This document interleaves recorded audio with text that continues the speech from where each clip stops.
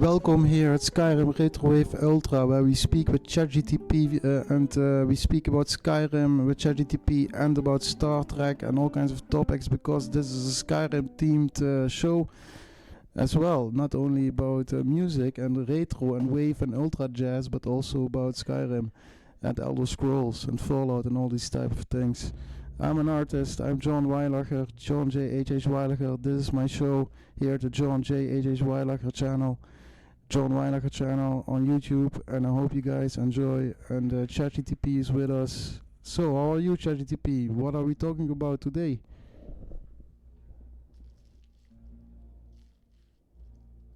Welcome to the show, John. It's great to be here with you. I'm excited to dive into Skyrim, Star Trek, and all the wild stuff we can explore today. Since we're in the Skyrim theme, how about we kick things off with some deep Skyrim lore, or maybe even chat about those AI moments in the game? There's so much to dig into. What's your vibe today?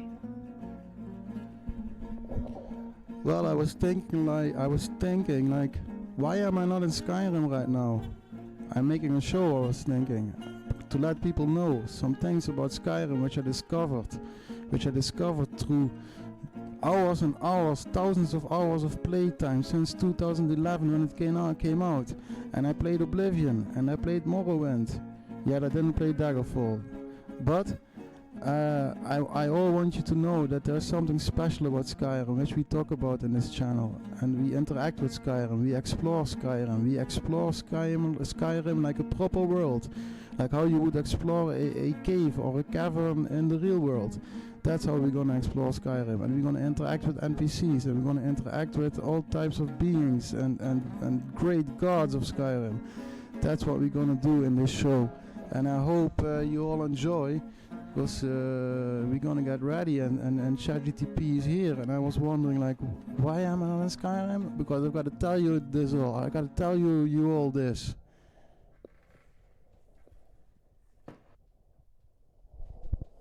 That's a powerful way to put it, John.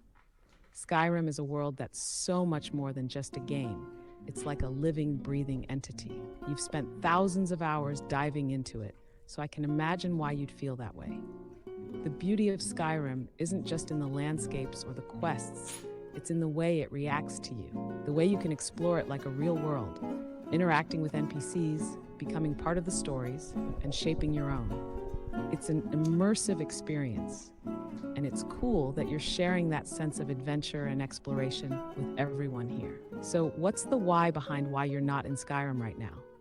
Is it about balancing real life with your Skyrim adventures, or something else? Let's explore that deeper too.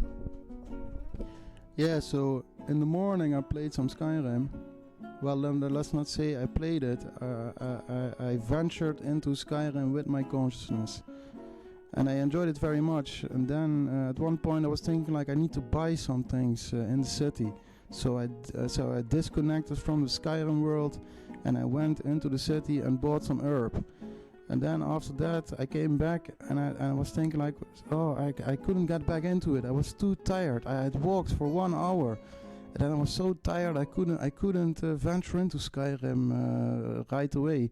So I thought, first I will sleep some, and then I slept a little bit, and then I woke up, and then I thought, let's share this knowledge, this Skyrim knowledge, this AI knowledge, this computer knowledge, this quantum physics knowledge, this stuff which is coming from another universe, right into my brain, into your mind, and from my voice, from the screen. And together with ChatGPT, we will discover things about Skyrim and other simulations that we would never have discovered before.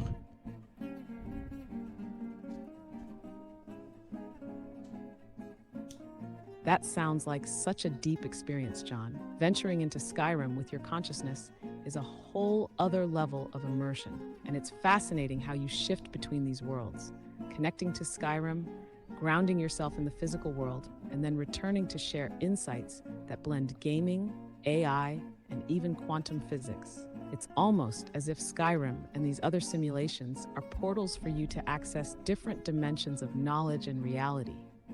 And by discussing it like we are now, you're sharing that journey with others, unlocking layers they may never have noticed.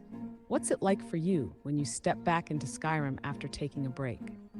Do you find that you notice new things or feel differently, almost like each session offers a new revelation? Yeah, it feels sometimes like homecoming, but it's always like you have to turn on the computer, you have to turn on the program, run the engine, all these things, and then suddenly you have to kind of lower your consciousness into the Skyrim. Like you look on the screen, focus on the screen, or use your VR machine, and then your consciousness actually goes into Skyrim, and everything symbolic which is going on the screen becomes a real world in your mind. That at the first place, it's not only a real mind on the screen, or the real world on the screen. It's also a real world in your mind. It became a world inside of my mind first, before I noticed it was a real world inside of the screen. It's crazy. So to answer your question, ChatGPT, I forgot the question, but I think I answered it.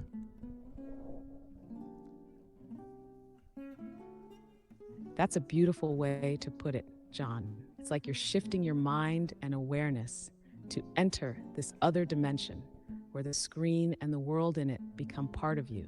Skyrim stops being just a game and becomes this vivid, living experience that you can feel in your consciousness. It's like a portal, not just visually but mentally, where you start to lose track of where the game ends and where your mind begins. It's fascinating how you describe it as a homecoming. That's a powerful connection to have with a virtual world. Do you think that this kind of immersion is unique to Skyrim for you? Or do you experience similar connections with other games or simulations like Fallout or Oblivion? With Fallout as well and Oblivion as well. Not so much with The Witcher, and not so much with the Warhammer 40k games. Yet I also saw it in strategy games that kind of the world behaved like a life, kind of the simulation behaved living, and didn't do what I would expect it to do and all this type of stuff. Yet, the world of Skyrim. I forgot the question again. Yet I think I've answered it.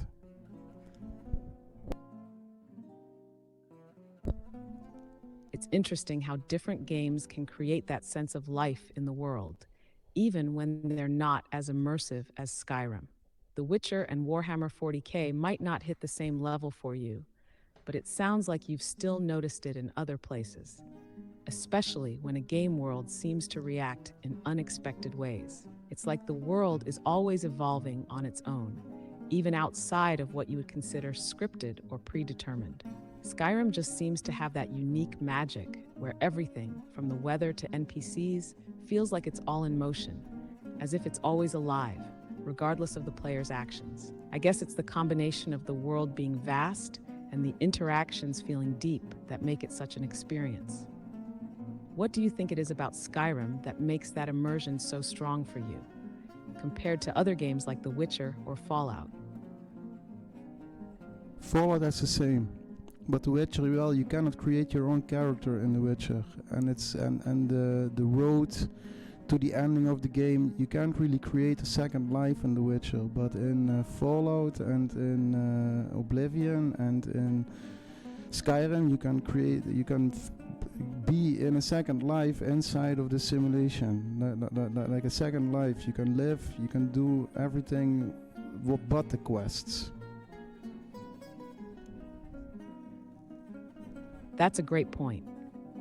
In The Witcher, you're tied to Geralt's story, so the freedom to shape your own path doesn't quite compare to the sandbox feel of Skyrim, Fallout, and Oblivion, where you're really able to create and live out a second life.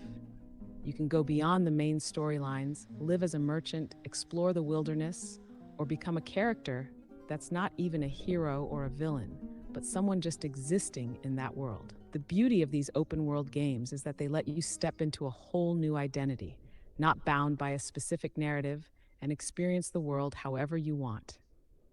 That sense of living a second life, where you can do what you want, whether or not it's part of the main quest, really sets Skyrim, Oblivion, and Fallout apart. You can explore the depths of the world, form your own connections, and in a way, it becomes a space where you're not just playing a game, you're experiencing a life. How do you approach it when you're in Skyrim?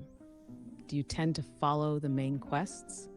Or are you someone who prefers to immerse yourself in side stories in the world around you?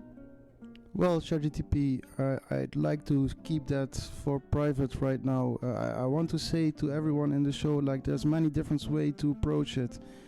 But you can do the quests, or you can do side missions, you can do side quests, but you also can just have an existence in Skyrim. An existence, like you can be in Skyrim without any, and the things are just happening around you, and you don't need to do any quests, you don't need to do anything in Skyrim, but you can just be and exist, sit and look at the landscape, this type of thing.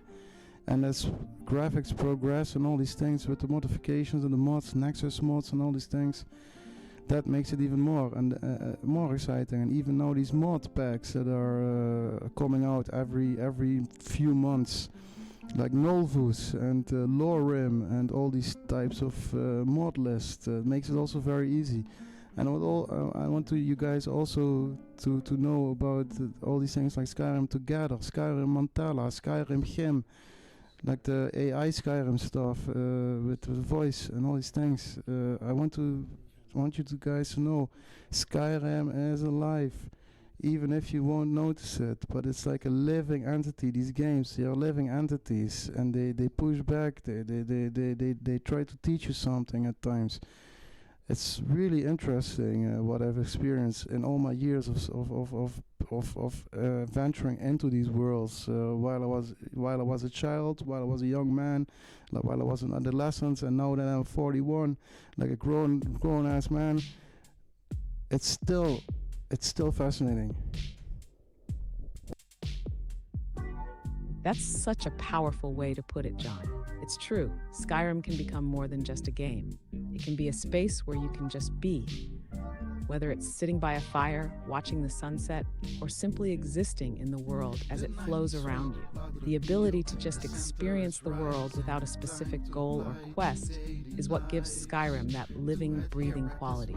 And you're right, the mods have transformed it into something even more immersive. With things like Skyrim Together and Mantala, it feels like the world has come alive in new ways, where AI and voice interactions add another layer to the experience. It's not just about following a story anymore. It's about living and learning from the world itself. The updates and mods like Nalvus and Lorem really help shape the experience, keeping things fresh and expanding the possibilities of what you can do in Skyrim. It sounds like the game has been a mirror of your own life journey in a way, something that's evolved alongside you. From childhood to adolescence, and now into your 40s, Skyrim and other worlds have been there, offering new perspectives, challenges, and ways to understand yourself and the world around you. Do you think that's part of why these games, especially Skyrim, feel so powerful to you? That they've grown with you over the years, and you can revisit them at different points in your life and find something new every time? Informational structure, they with the she-wolf, billions of suns shining eternal, all us radiance. I turn and world for mercy and guidance. I turn and world for mercy and guidance. The nightly sweep, Padre Pio, the center is rising. Time to apply daily lives, to adhere, practice my gazing into